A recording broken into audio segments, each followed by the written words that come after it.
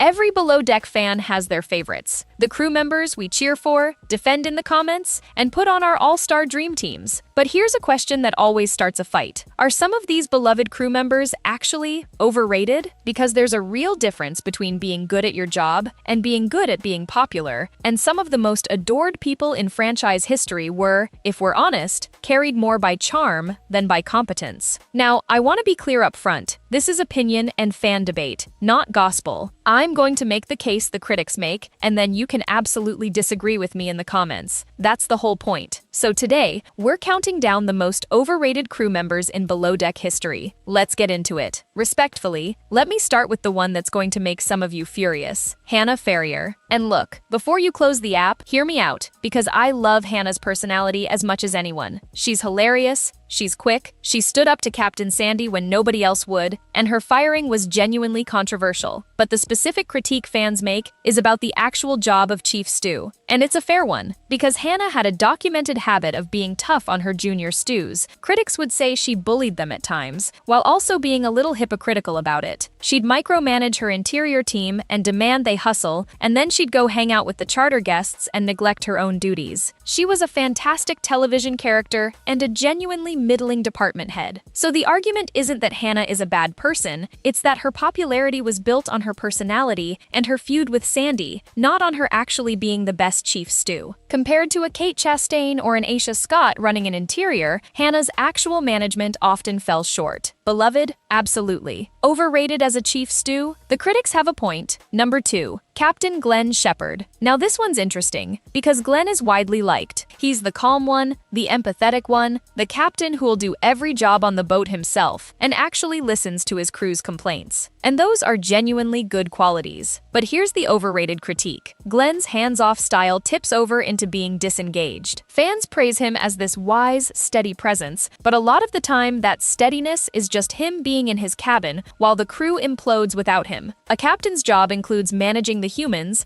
and Glenn frequently lets conflict fester rather than stepping in. He's a phenomenal seaman and a lovely guy, but the best captain in the franchise talk you sometimes hear? That's where the overrated label comes in. He's coasting a bit on being the nice alternative to Sandy's intensity and Lee's gruffness. Number 3. Gary King. And this is a complicated one, because Gary is genuinely charismatic and was a competent first officer. Fans loved his flirty, life-of-the-party energy for years, but the overrated conversation around Gary took on a much more serious dimension. Off-screen, a Below Deck production member named Samantha Suarez accused Gary in 2023 of inappropriate behavior, alleging he made unwanted advances and tried to get her to stay in his hotel room while filming season 4. He was removed from the BravoCon 2023 lineup as a result, and there was the on-screen Ashley Marty situation that made a lot of viewers deeply uncomfortable. So, the critique here isn't just he's not that good at his job, it's that Gary's charming flirt reputation papered over behavior that, when you look closely, a lot of fans found genuinely troubling. His likability, for years, outran a lot of legitimate concern. That's overrated in a more serious sense than the others on this list. Number 4. Malia White. And Malia is the most divisive name in franchise history, so this one cuts both ways. Malia's defenders, and she has real ones, point out that she was genuinely good at her job. She was the first female bosun in the franchise, she was technically skilled, she created teachable moments for her deck crew, and she refused to tolerate the misogyny that some of the men brought aboard. Those are real strengths, and the fans who rate her highly aren't wrong about them. But here's why she lands on the overrated list from the other direction. Her reputation as this competent, no-nonsense professional got permanently tangled up in the Hannah firing. To a huge chunk of the fan base, Malia went from respected bosun to the person who ratted out a fan favorite, and the goodwill never came back. So Malia is overrated and underrated at the same time, depending on which camp you're in, which is exactly what makes her the most argued about crew member ever. Number 5. Culver Bradbury. From Below Deck Down Under. Culver blew up in popularity in season 1, with his laid-back surfer charm and his self-appointed chief entertainment officer bit. Fans adored him, but season 2 exposed the gap. As an actual deckhand, Culver was not particularly impressive. He's genuinely entertaining, one of the most fun personalities on Down Under, and that carried his reputation. But if you're grading on the actual job of being a deckhand, the skill, the initiative, the reliability, Culver coasted on vibes. He's the perfect example of the core theme of this whole list. Being fun to watch and being good at the job are two completely different things,